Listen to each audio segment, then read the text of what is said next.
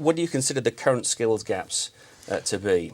I think it's people take a lot for granted some of the softer skills that anybody in IT should have, that frequently, as we know from ancient history through to the modern era of IT, a lot of people in our industry just simply do not have, or don't have at a mature enough level. I think the issue of professionalism is one that should encompass all areas of some of these soft skills. For example, there's been a recent piece of work undertaken by an industry body I work with, and the top 9 out of the top 10 skills, so 1 through 9, were soft skills required by employers, requiring of graduate employees from the IT courses they were recruiting from. So they're not looking for pure technologists, they're looking for technologists with a rounded skills base. I was reading an article just today in Computer Weekly that used this phrase, IT business linguists. In other words, that function of communicating IT problems to the business and business people speaking to IT people. Is there a lot more of that soft skills going to be required in the new look IT team? To me, that's the key to success of IT. The technical skills are what they are, and they're technical skills very narrow, but they're ever changing. But the interpretation of those into business tools and business success, which is the more important thing, is really key, and that's where we as an IT industry need to be sharpening up. We used to have, or we still do have, business analysts, but there's something a little bit more than that. And as you say, this sort of linguist idea, IT and linguist idea, is a new title, and something which I think we should probably explore to a greater extent, because there's no doubt about it that the take of failed projects on IT, and offshoring, being back to onshoring, and cloud, no cloud, all of these things are all about interpretation of business needs and making a success of it. And unfortunately, that's one thing which we're not good at. We're good at selling the hype, but we're not good at delivering to what the business needs. I think to add to what Keith said in terms of that decision point over various deep skills and deep requirements, one of the things that I found over the years is a definite move towards getting people into boardrooms who speak the language of the boardroom. Right. And frequently that ostracises members of the IT community because they don't have, coming back to what I said earlier and what Adam corroborated around the soft skill set, being able to translate from one to the other, this business IT linguist title, so to speak. I would argue it's not might be a new title, but it's certainly not a new requirement. Yes. And I think that the challenge for a lot of people in the IT profession is that IT has become so commoditized now in terms of a service or even as a product that actually it's no longer the be-all and the end-all of why that IT project, inverted commas, exists.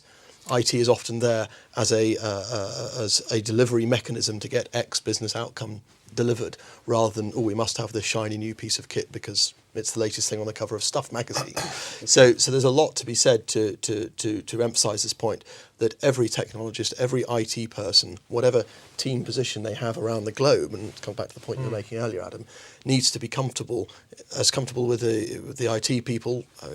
Take a word out of your words there, Brian, about the IT geek community, which I think is slightly unfair, but that's, we go by the monikers of the past, through to being able to deliver in coherent English or another language to the boardroom. On Keith's point there in terms of sort of the magic bullet that everyone's been talking about and wanting for decades, and really whoever does come up with this magic bullet will be doing very well for themselves.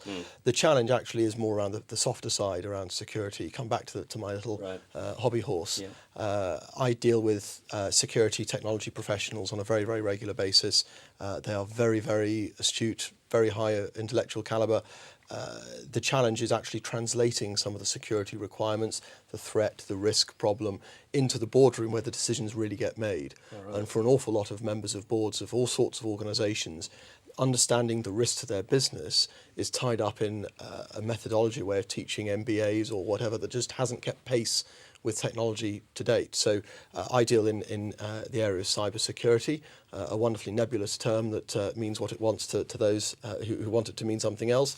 The key point being is a lot of it's around the threat issue, where the threat has multiplied at an exponential level to such that it now affects business risk in the same way that financial fraud affected so many businesses, and it took the likes of Enron, Parmalat, WorldCom, some big global financial frauds, for global organisations as well as domestic organisations, national organisations in this country, then the FSA, to pay attention to, we need to look after our organisation's governance.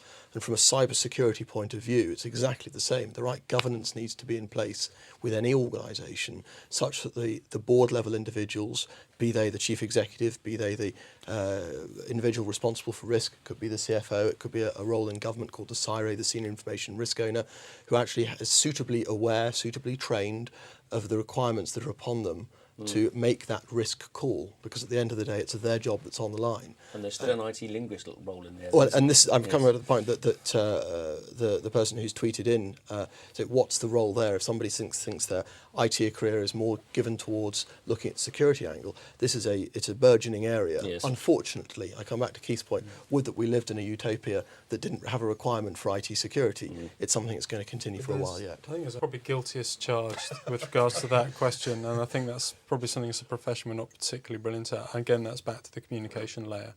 So yeah, a behaviour that we'd want to replicate of any professional is to make sure they're out and about, they're horizon scanning, they're understanding the impact of new technologies or not on their organisations, and that's incredibly important. I think that's an interesting profession, and sometimes that does lead to a slight mistrust, is that there are these peaks and troughs of the greatest thing you'll ever see ever, and all the hyperbole that goes with that, and then actually, no, we didn't mean that one, we mean this one, and it is dangerous, I think, because I think it diminishes our credibility.